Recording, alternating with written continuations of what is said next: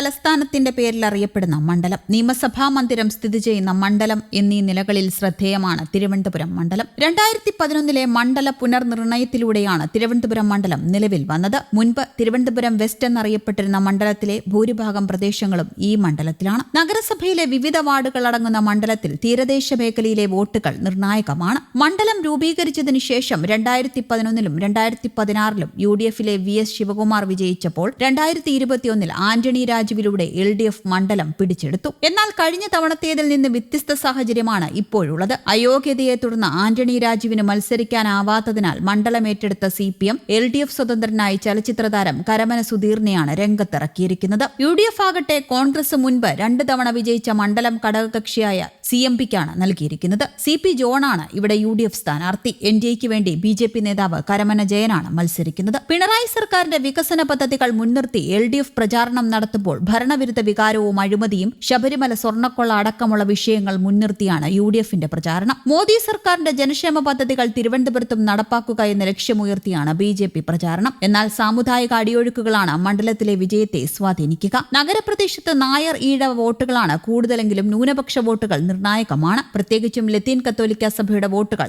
ഏത് മുന്നണിക്കൊപ്പമാണ് എന്നതിന് മണ്ഡലത്തിൽ വലിയ പ്രാധാന്യമുണ്ട്. മണ്ഡലത്തിലെ വോട്ടർമാരും സമാന അഭിപ്രായമാണ് പങ്കുവയ്ക്കുന്നത്. തീരദേശ മേഖലയിലും ലത്തീൻ സഭയിലും സ്വാധീനമുള്ള ആന്റണി രാജുവിനെ സ്ഥാനാർത്ഥിയാക്കി കഴിഞ്ഞ തവണ ഇടതുമുന്നണി മണ്ഡലം പിടിച്ചു. ഇത്തവണ സാഹചര്യം വ്യത്യസ്തമാണ്. സഭയിൽ നിന്നുള്ള സ്ഥാനാർത്ഥിയില്ലാത്തതിനാൽ സഭയുടെ വോട്ടുകൾ നിർണായകമാകും. കടലാക്രമണ ദുരിതം, തുറമുഖ നിർമ്മാണം മൂലമുള്ള ആശങ്കകൾ തുടങ്ങി സഭ ഉയർത്തുന്ന വിഷയങ്ങൾ തെരഞ്ഞെടുപ്പിനെ സ്വാധീനിക്കും. ലത്തീൻ സഭയുടെ എല്ലാ സമരങ്ങളെയും UDF പിന്തുണച്ചിരുന്നുവെന്നതും ശ്രദ്ധേയമാണ്. സഭ ഇതുവരെ ആർക്കും പരസ്യ പിന്തുണ പ്രഖ്യാപിച്ചിട്ടില്ല. തെരഞ്ഞെടുപ്പ് പ്രചാരണം അവസാന ലാപ്പിൽ എത്തി നിൽക്കെ ആർക്കൊപ്പമാണ് മണ്ഡലമെന്നത് പ്രവചനാതീതമാണ്. CMPക്ക് മണ്ഡലം നൽകിയതിലുണ്ടായ പിണക്കങ്ങൾ വളരെ വേഗത്തിൽ പരിഹരിക്കാൻ കഴിഞ്ഞത് UDFന് അനുകൂലമാണ്. LDFന് അവസാന നിമിഷമാണ് സ്ഥാനാർത്ഥിയെ കണ്ടെത്താനായത്. മുൻ MLA ആന്റണി രാജുവിന്റെ പിന്തുണ ലഭിച്ചത് സുധീർ കരമനയ്ക്കും ആശ്വാസമായി. സ്ഥിരതയുള്ള മുന്നേറ്റമാണ് BJPക്ക് മണ്ഡലത്തിലുള്ളത്. കഴിഞ്ഞ 4 പതിറ്റാണ്ടായി മണ്ഡലത്തിലെ ഓരോ രാഷ്ട്രീയ ചലനങ്ങളിലും സജീവമായി ഇടപെടുന്ന ഒരാളാണ് ഞാൻ. ഭരണവിരുദ്ധ വികാരം ശക്തമായ സാഹചര്യത്തിൽ ജനങ്ങൾ മാറ്റത്തിന് വോട്ട് ചെയ്യുമെന്ന് CP ജോൺ പറയുന്നു. ന്യൂനപക്ഷ വിഭാഗങ്ങളുടെയും സാധാരണക്കാരുടെയും പിന്തുണ